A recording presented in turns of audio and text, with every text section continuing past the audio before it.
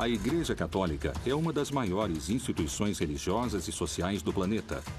Por causa da sua estrutura hierárquica, da organização do trabalho, da administração do patrimônio e das suas atividades lucrativas, muitos a consideram como uma das empresas internacionais mais importantes. La Chiesa oggi si muove come una merchant bank. Qual é o verdadeiro poder econômico dessa instituição? Como foi que ela gerou tanta riqueza? Nella Banca Vaticana sono stati riciclati i soldi della mafia. Qual é a função do Banco do Vaticano e de que forma ele destina seus recursos? As riquezas do Vaticano são investidas onde se realiza a lavagem de dinheiro. Il Vangelo non scrive da nessuna parte che gli apostoli e i successori di Pietro devono costruire una banca. Como foi possível que da austeridade de Jesus tenha surgido um império econômico daquele tamanho? O Estado do Vaticano nasceu em 1929, a partir do tratado entre o Papa Pio XI e o regime de Mussolini. Ho scoperto che per diventare santo è un'operazione che costa anche 100, 200, 300, 400, fino a 600 mila euro. A igreja acabou se tornando algo enorme. A igreja começou o milênio enfrentando grandes dilemas que podem determinar o seu futuro. Muitos religiosos e sacerdotes não dão testemunhos de coerência entre o que dizem e o que fazem. Il cardinale Tarcisio Bertone ha ristrutturato la propria casa spendendo $500.000 di euro, dei soldi di un ospedale che dovrebbe spendere quei soldi per le malattie dei bambini piccoli. Será que o Papa Francisco é a solução para os atuais problemas dessa instituição? Papa Francesco è stato eletto esclusivamente con questo obiettivo: riformare la curia romana, che era ormai arrivata ad un degrado di immoralità inconcepibile. Quais foram os motivos da sua eleição? Realmente o Sumo Pontífice administra os interesses da Igreja? Ou, como algumas pessoas asseguram, será que se trata de uma fabulosa estratégia de marketing que procura novos clientes? Será que a Igreja Católica é a maior empresa do planeta? Ou será que ela é só uma enorme religião que move a fé de milhões de seguidores?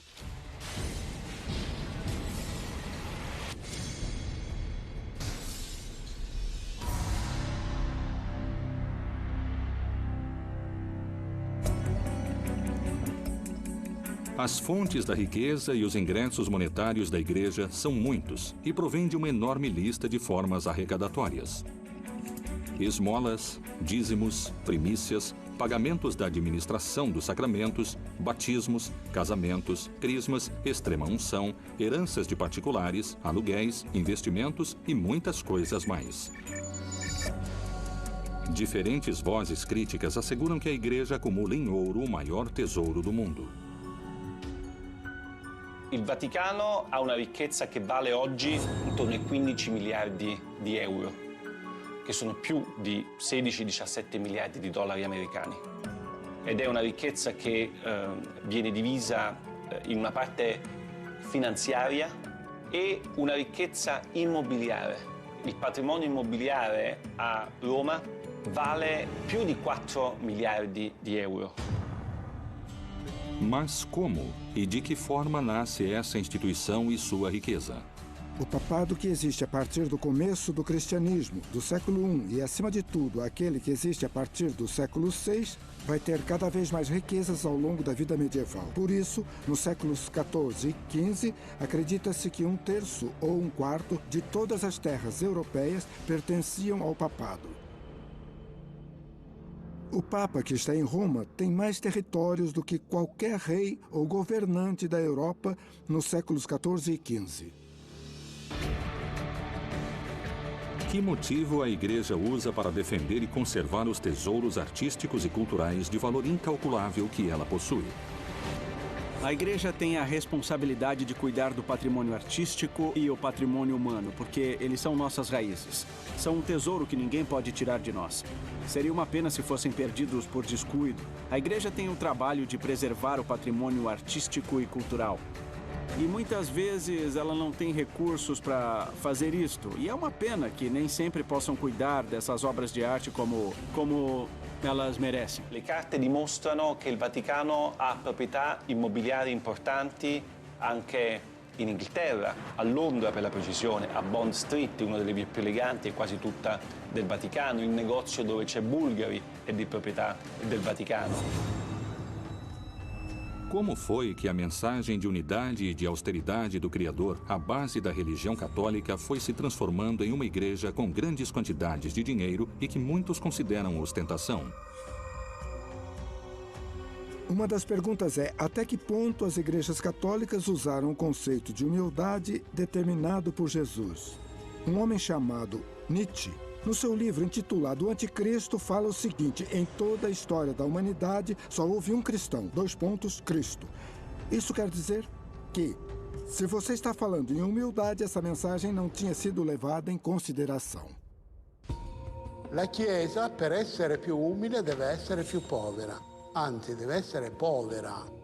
Deve avere uno spirito povero. Della prima beatitudine, beati i poveri in spirito. Perché deve riconoscere e vivere che tutto quello che la Chiesa possiede è un patrimonium pauperum e deve essere messo a servizio dei poveri. Desde a Roma Antiga, começou a formação de uma instituição que não deixaria de somar poder religioso, político e principalmente econômico. Qual foi o plano financeiro e monetário que a Igreja desenhou para incrementar suas riquezas? Principalmente no século XV e no começo do século XVI, a Igreja permitia o perdão dos pecados se o sujeito fizesse uma doação importante para a Igreja. O sujeito que doava suas terras para a Igreja, do meu ponto de vista, fazia isso apenas por um motivo. Esse sujeito acreditava cegamente que isso lhe daria acesso ao paraíso, menos tempo no purgatório e o perdão dos seus pecados. Le vecchie signore che lasciavano in eredità tutto alla Chiesa, come diceva una mia cugina, tutto ai preti.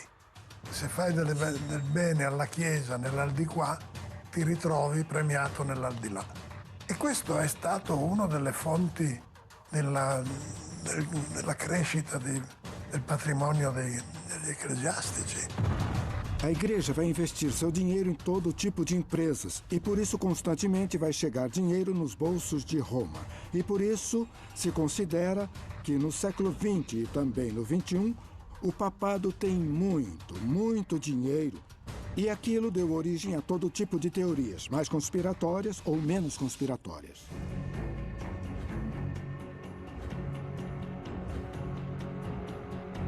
Com o passar do tempo, o clero foi incorporando novas formas de arrecadar dinheiro e bens para a Igreja.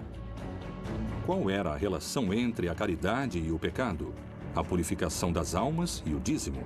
Por que algumas pessoas afirmam que esse pode ter sido o novo jeito de ganhar mais dinheiro?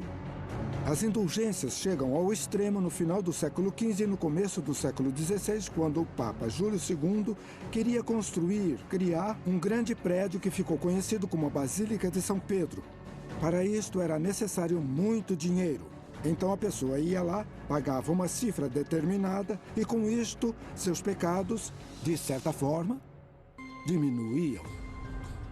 Ci sono migliaia di cause di beatificazione, c'è un ministero apposta che si occupa soltanto di questo, che fattura centinaia di migliaia di euro tutti gli anni grazie a questo incredibile business.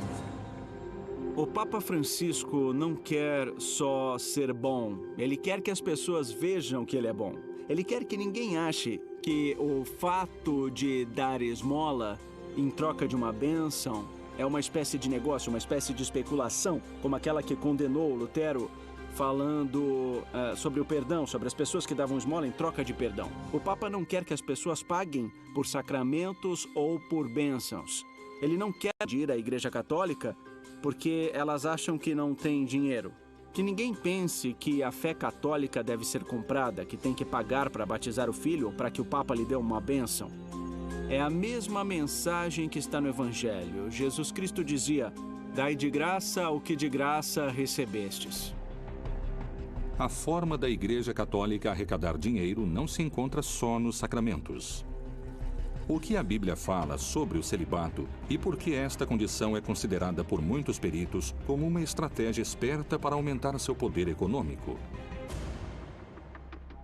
Nos primeiros séculos, nos monastérios, as ordens religiosas estabeleceram votos de castidade, mas o clero secular, o clero que vivia no mundo, para este clero, o celibato era uma coisa opcional. Na verdade, este celibato se torna obrigatório no século XI. Timóteo falou muito claro.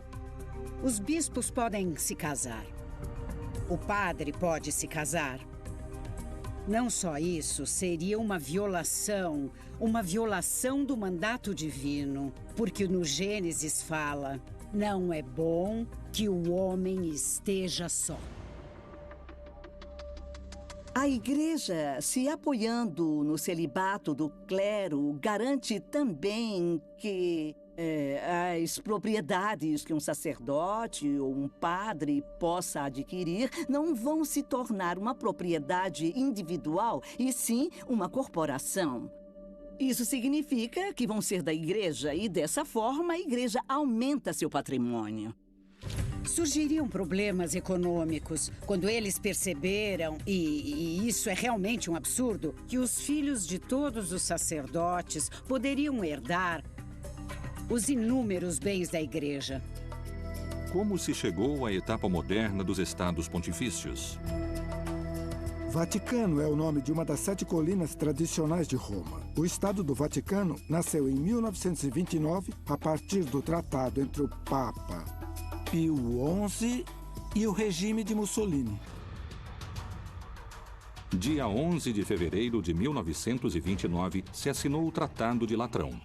Eram uma série de acordos entre a Santa Sé e o governo de Mussolini. O Benito Mussolini faz uma coisa muito esperta, que é o Tratado de Latrão.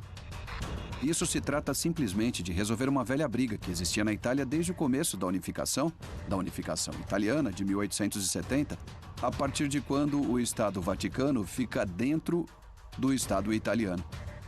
Concretamente, quais foram os benefícios que a Igreja teve com esses acordos assinados com Mussolini? Deixaram que a Igreja criasse um Estado autônomo, um país separado do Estado italiano, que se tornou o Estado do Vaticano. Houve um ressarcimento econômico muito importante durante o ano de 1870 até o ano de 1929, por estar submetido ao governo italiano. E, em troca disso, a Igreja deu a Mussolini o apoio político. A Igreja não podia opinar na política. E o Mussolini poderia escolher quem seria o bispo de cada uma das regiões da Itália e, claro, de Roma também. A partir desses acordos começa a etapa moderna dos estados pontifícios.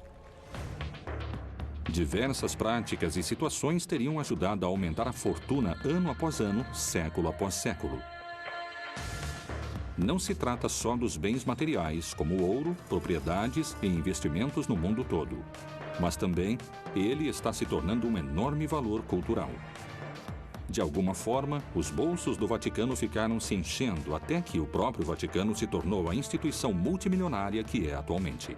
È impossibile valutare il patrimonio di tutta la Chiesa cattolica. È praticamente impossibile. Sicuramente parliamo di miliardi e miliardi di dollari. È impossibile saperlo perché nemmeno il Vaticano lo sa. O dinheiro arrecadado pela Igreja ao redor do mundo se concentra no mesmo lugar. Por que o Papa Pio XII criou um instituto para as obras da religião, mundialmente conhecido como o Banco do Vaticano?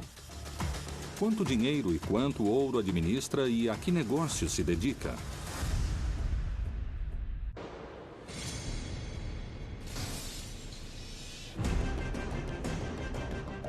A incalculável fortuna da Igreja Católica se manteve em segredo entre os fiéis e as autoridades eclesiásticas. O que é exatamente o Banco do Vaticano e o que ele faz além de arrecadar?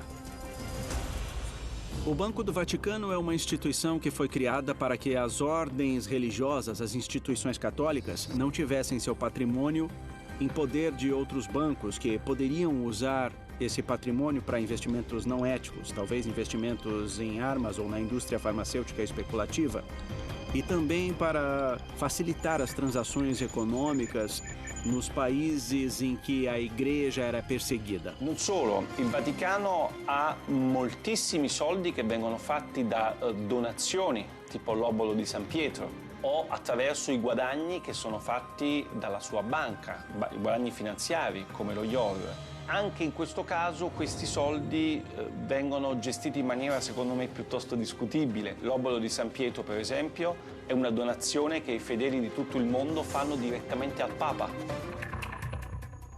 Que benefícios econômicos teve a Igreja Católica com o Banco do Vaticano como ferramenta de investimento e arrecadação?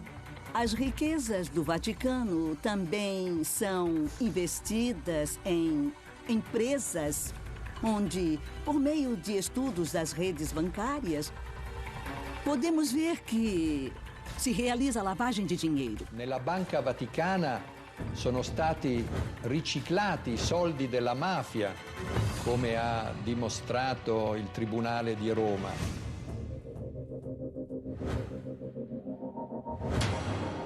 Questi soldi sono in parte stati investiti su azioni come la Pepsi Cola, come la Dow Chemical, come la Exxon. È ovvio che tutto questo senza nessuna trasparenza e senza che i cittadini italiani sapessero nulla. Attraverso i canali della Banca Vaticana sono passati soldi per tangenti di corruzione ai partiti politici italiani di governo negli anni 80-90. Questi soldi, anche i guadagni, non vengono quasi mai dati ai poveri, ma servono, e questo non lo dico io, ma lo dice un lavoro della Commissione europea, servono per le necessità dei dicasteri romani e dei cardinali. Faz muito tempo, muitas pessoas, entre especialistas e grandes teólogos, se fazem a mesma pergunta. Como é possível que a Igreja acumule tantas riquezas, sendo que há tantos pobres no mundo? Como historiador da Idade Média, eu visito muitas igrejas. E algo que temos que enxergar é a riqueza da Igreja ao longo dos séculos, diante da pobreza imensurável de muitos. E essas pessoas pobres, e não é à toa, já se rebelaram várias vezes contra a Igreja. Quero acreditar que o Papa Francisco realmente vai mudar algo. La Conferenza Episcopale Italiana, che è la più importante del mondo, riceve direttamente dagli italiani quasi 1 miliardo di euro l'anno, che secondo le pubblicità che i vescovi fanno in televisione servirebbero ai poveri, agli ultimi, ai paesi del terzo mondo. L'80% di questi soldi non va ai poveri. Seria possível terminar definitivamente com a pobreza se o Vaticano se desprendesse de toda essa riqueza que possui ao redor do mundo? Vender as propriedades da Igreja para acabar com a pobreza do mundo seria útil, mas serviria só para disfarçar o problema, não é? Eu acho que o que o Francisco está fazendo é mudar a cultura. Isso significa fazer com que a situação, o ritmo de vida daqueles que têm mais poder no Vaticano seja mais discreto, mais exemplar. Só o que o Papa Francisco pediu foi que as estruturas da Igreja fossem utilizadas para ajudar as pessoas. Come vorrei una chiesa povera e per i poveri. A partir da frase "uma igreja pobre para os pobres", começou uma campanha de Francisco para tentar combater a corrupção e fazer isso de forma eficiente. Secondo qualcuno che pensa che il Vangelo debba essere una sorta di guida, no? del Vaticano, e il Vangelo non scrive da nessuna parte che gli apostoli e i successori di Pietro devono costruire una banca. Temos que lembrar que a Igreja é uma instituição que acabou se tornando algo enorme e é muito difícil conseguir controlar tantos grupos de influência dentro daquilo que é o Vaticano. Para alguns críticos e peritos nesse assunto, a Igreja Católica funciona de forma parecida com as empresas multinacionais. La Chiesa oggi si muove come una merchant bank. L'Istituto per le opere di religione è la banca del Vaticano e controlla ancora oggi tutto il patrimonio finanziario della Santa Sede. Il problema è che lo IOR nel corso dei decenni è finito in tantissimi scandali, perché all'interno dello IOR hanno riciclato denaro i mafiosi, hanno riciclato denaro politici, imprenditori, tutte persone che non avevano alcun diritto, secondo le leggi del Vaticano, di avere i soldi allo IOR.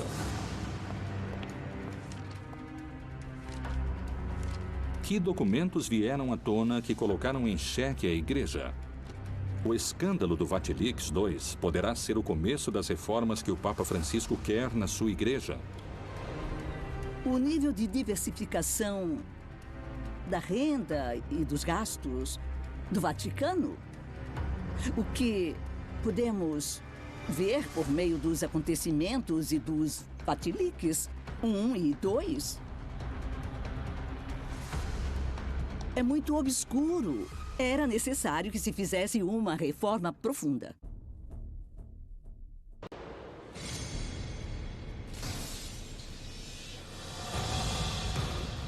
Em 2015, o Vaticano sofreu um novo e polêmico vazamento de documentos secretos.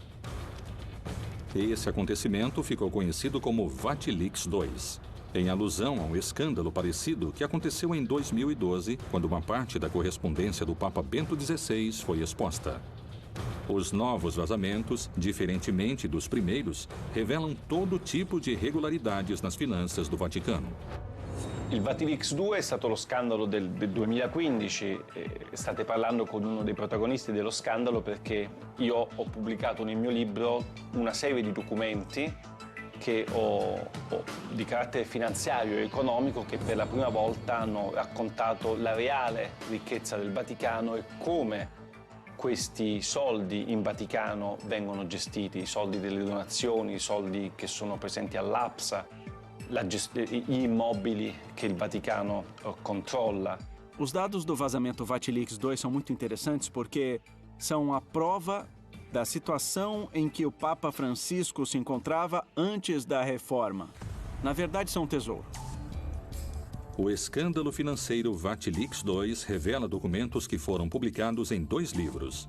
Num deles, o autor Emiliano Fittipaldi denuncia irregularidades de todo tipo nas finanças da Santa Sé, apresentando o Vaticano com grandes problemas econômicos. Um buraco negro no sistema de pensões, corrupção por parte da Cúria, desvio de fundos e a completa ausência de transparência nos balanços da Santa Sé. Secondo il Vaticano sono state 2 le persone che mi hanno dato queste carte, Monsignor Valeco Balda, che è un monsignore spagnolo che era il segretario di questa commissione d'inchiesta, e Francesca Immacolata Chaqui, che era il membro di questa commissione. Essas 2 pessoas que foram contratadas pelo Vaticano para ajudar o Papa a fazer a reforma da Cúria Romana, essas pessoas se desviaram do caminho e fizeram algo que não deviam fazer. Todos os documentos secretos, os dossiês que o Papa devia ler para pensar nas medidas que deveria tomar, se tornaram públicos. Queste 2 persone sono state arrestate 5 giorni prima della pubblicazione del mio libro e del libro Via Crucis di Nuzzi. Sono state arrestate perché sono state accusate di aver divulgato informazioni riservate e aver messo a rischio l'interesse della patria. Così dice la legge Vaticano. Os vazamentos desses documentos tornam a Santa Sé inocente ou culpada desse enorme escândalo.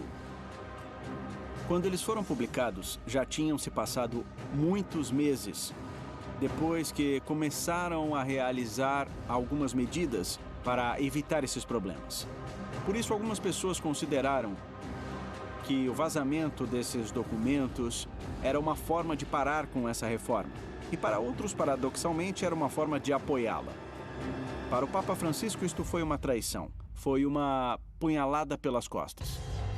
Vorrei dirvi anzitutto che rubare quei documenti è un reato.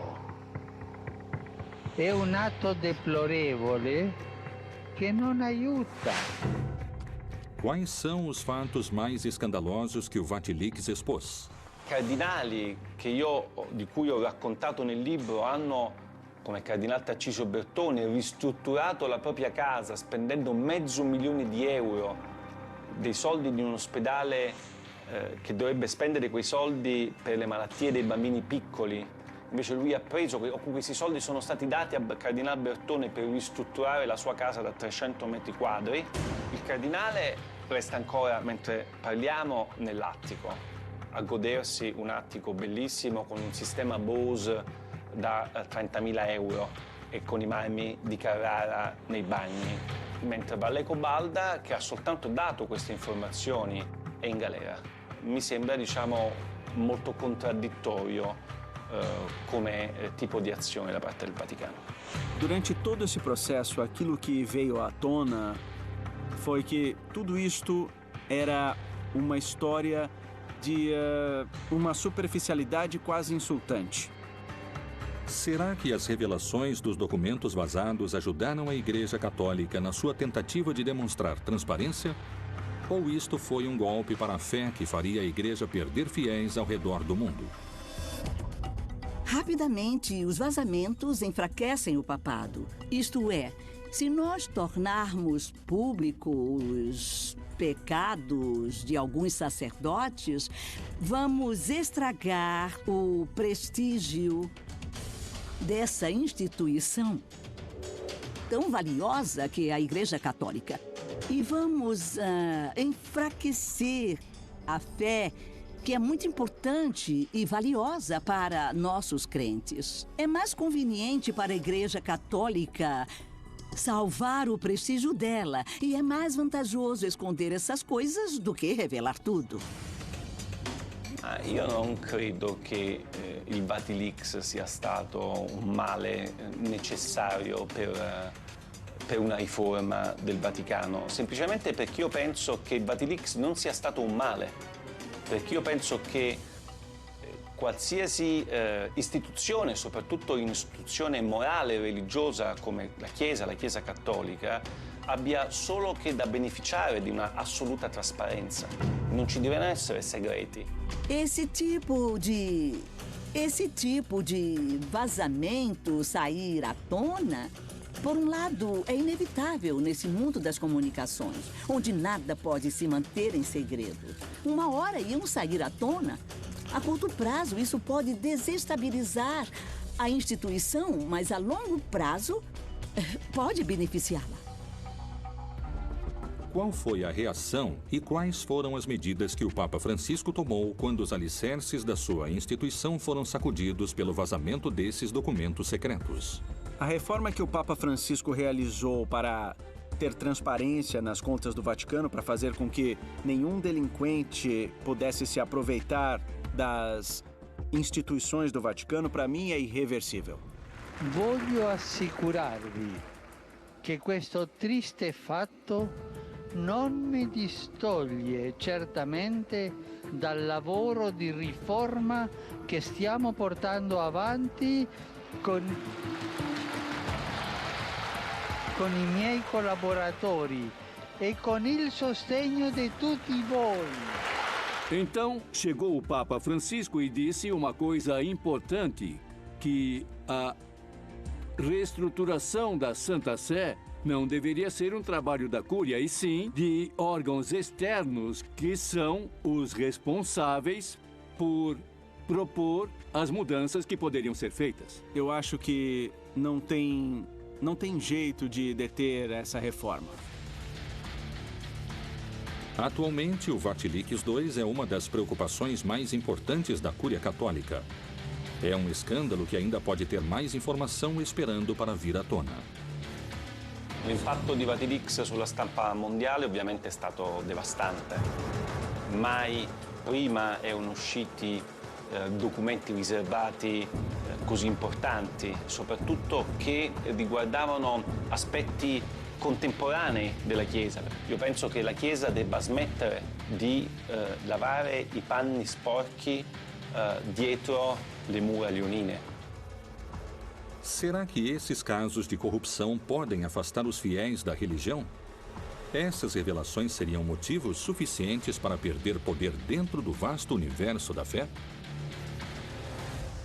Hoje, um grande problema da Igreja Católica é que a autoridade perdeu a capacidade de criar credibilidade, de criar obediência e de criar continuidade. O que acontece é que a hierarquia católica e muitos religiosos e sacerdotes não dão testemunhos de fé e não há coerência entre o que eles dizem e o que fazem. Se a igreja quiser recuperar a credibilidade e a legitimidade, ela tem que enxergar os problemas e começar a solucionar, senão... Porque enquanto os problemas ficarem escondidos, eles vão se tornar uma panela de pressão. Os mesmos peritos que percebem a quantidade de fiéis perdidos por causa desses escândalos acusam a igreja de utilizar estratégias de marketing para recuperá-los. Até que ponto essas declarações são verdadeiras? Quais seriam as ações usadas para conseguir esses objetivos?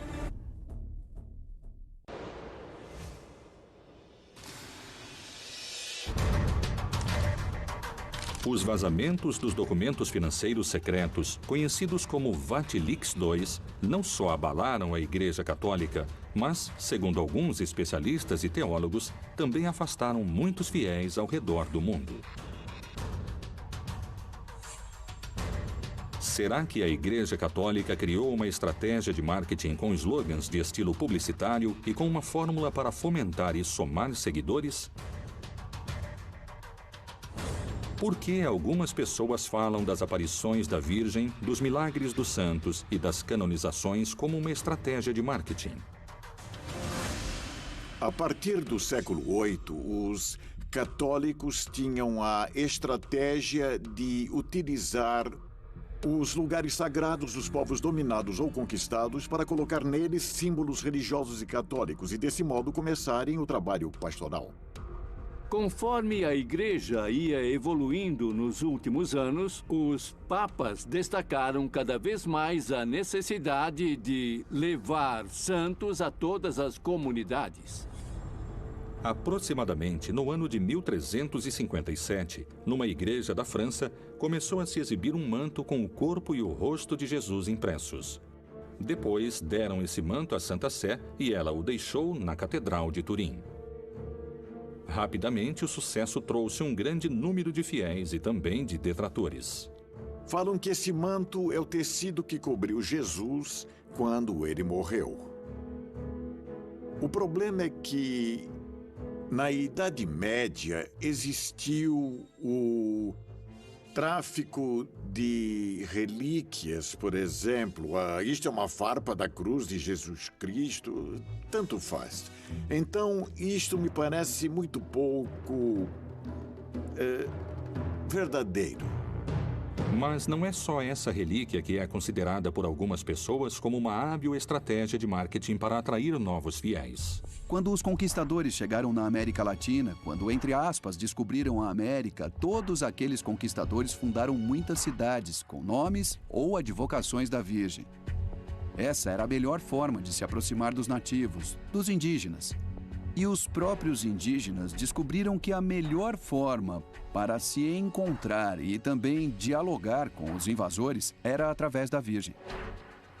Outro tipo de acontecimento que é difícil de explicar pela ciência são as aparições da Virgem. Na América Latina, talvez o caso mais famoso seja o da Virgem de Guadalupe. A primeira grande aparição da Virgem aconteceu no século XVII, logo depois que os conquistadores chegaram na América, no México. Um índio chamado Juan Diego viu a Virgem. Foi onde os franciscanos estavam lá e lá estava a máxima aparição da Virgem, que era a Virgem de Guadalupe, padroeira da América Latina. E com ela vai se afirmar a ideia de mediação. Os franciscanos se opõem ao culto guadalupense porque acreditam que ele tem muitos elementos sincréticos. E outros discordam disso porque acreditam que é bom ter um culto que é compartilhado por uma parte dos católicos mexicanos e que é melhor fortalecer e dominá-lo. E essa é mais ou menos a política que está se desenvolvendo. Será que essas aparições são verdadeiros milagres?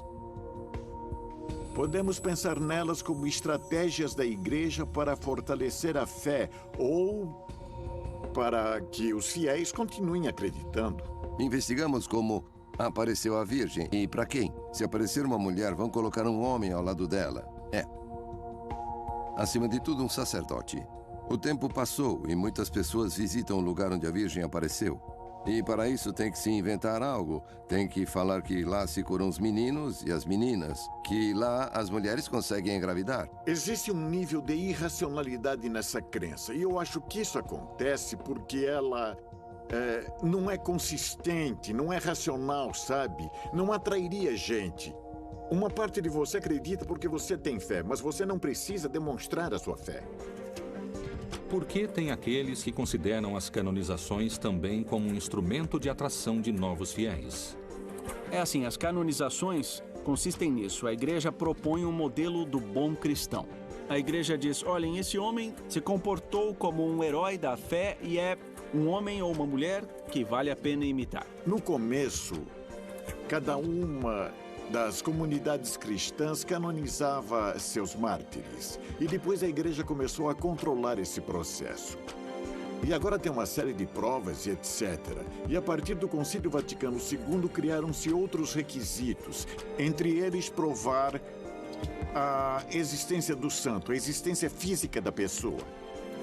Poucas pessoas sabem que este procedimento tem um custo econômico elevado e que isto significa um incremento elevado nos bolsos da igreja. La storia della fabbrica dei santi è una delle più incredibili che ho scoperto con la mia inchiesta, perché io pensavo che per diventare santo fosse un'operazione che la Chiesa faceva in maniera gratuita. E invece ho scoperto che per diventare santo è un'operazione che costa anche 100, 200, 300, 400, fino a 600.000 euro. Per me è uno scandalo incredibile quello che ho scoperto.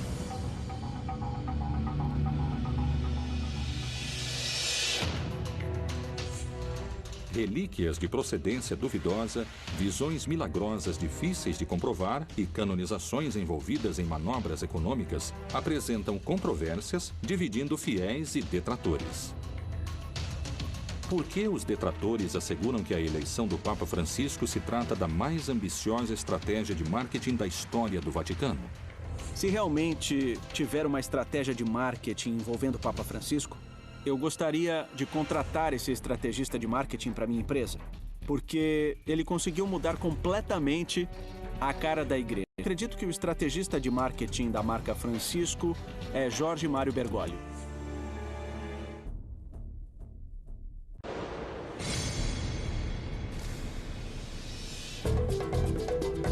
O mundo comenta sobre o estilo Bergoglio. Roma e o Vaticano vendem souvenirs nas ruas e os meios de comunicação no mundo todo falam da papamania. Será que a igreja está gestando uma mudança? Francisco renova a comunicação utilizando as redes sociais e, desse jeito, moderniza a forma de falar com milhares de fiéis ao redor do mundo. O Papa Francisco é um papa que posta tweets que são muito mais eficazes, que chegam a muitas pessoas e que ajudam muita gente. Nós vivemos num mundo que tem uma parte que é o mundo digital e os fiéis, por serem seres humanos e, portanto, quando o mundo vai numa direção, os fiéis seguem essa direção atual. E a igreja, nesse aspecto, mudou bastante. A igreja acabou se inovando muito e, com certeza, vai continuar se inovando. Ele é coerente nos diferentes dispositivos. A mensagem que ele transmite no Twitter é a mesma que transmite no Facebook e a mesma que transmite no Instagram. A mesma. É uma mensagem de carinho, uma mensagem que faz agir, que faz com que as pessoas se olhem nos olhos. Ele é um Papa 3.0. Entre março e dezembro de 2013, mais de 2 milhões de pessoas foram às audiências das quartas-feiras na Praça de São Pedro. 4 vezes mais daquelas que Bento XVI reuniu em 2012. Quais foram os motivos pelos quais a Igreja resolveu, pela primeira vez na sua longa história, escolher um Papa com o perfil de Francisco para dirigir o destino de bilhões de fiéis ao redor do mundo? Papa Francesco è stato eletto esclusivamente con questo obiettivo: riformare la curia romana, che era ormai arrivata ad un degrado di immoralità inconcepibile. Acredito que o caminho de Francisco tenha muitos obstáculos. A escolha dele foi muita sorte. Num momento em que a Igreja Católica está envolta em rixas, numa enorme competição interna.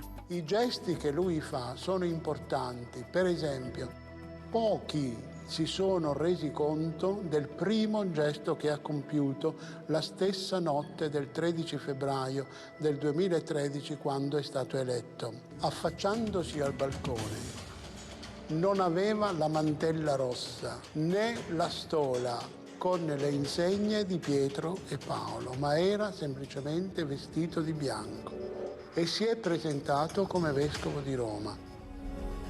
Muitas pessoas afirmam que as reformas que o Papa Francisco fomenta na Igreja contemporânea estariam mexendo nos alicerces da religião.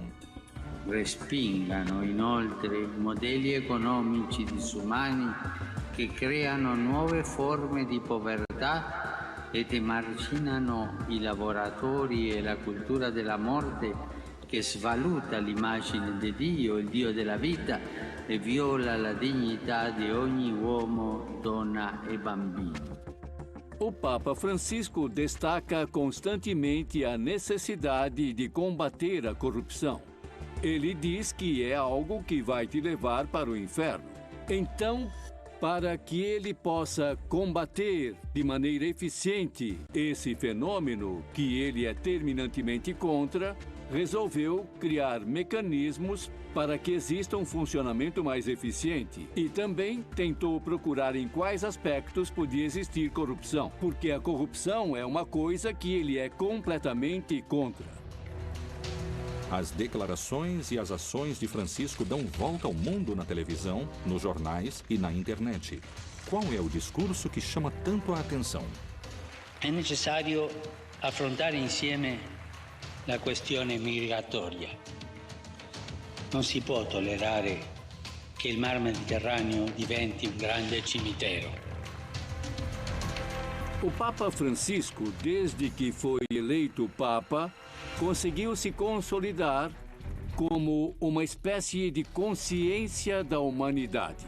Para mim, que sou católico, a revolução que o Papa Francisco está começando me fez mudar o jeito de enxergar as pessoas. La Chiesa povera e per i poveri di cui parla Francesco sia ancora molto lontana dal diventare realtà. La Chiesa è ancora molto ricca, i cardinali sono ancora molto ricchi, lui è l'unico che vive in 20 metri quadri, tutti gli altri continuano a vivere in 300, 400, 500 metri quadri. C'è gente che dice che Francesco è solo un predicatore che fa solamente dell'apostolato, ma Francesco è un papa che governa.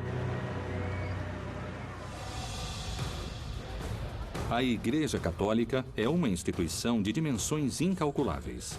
Se passaram mais de 2000 anos de história desde que foi criada como uma instituição eclesiástica e é colocada por vários peritos à altura das maiores empresas do planeta. Se os santos, as virgens e as canonizações fazem parte do divino, ou se elas são hábeis estratégias de marketing para atrair fiéis, isso continuará sendo um mistério a ser revelado. Para algumas pessoas, é uma empresa com estratégias de marketing que se dedica a abrir contas monetárias sem descanso. Para outras pessoas, significa a salvação da sua alma e a porta ao paraíso, onde vão poder descansar em paz.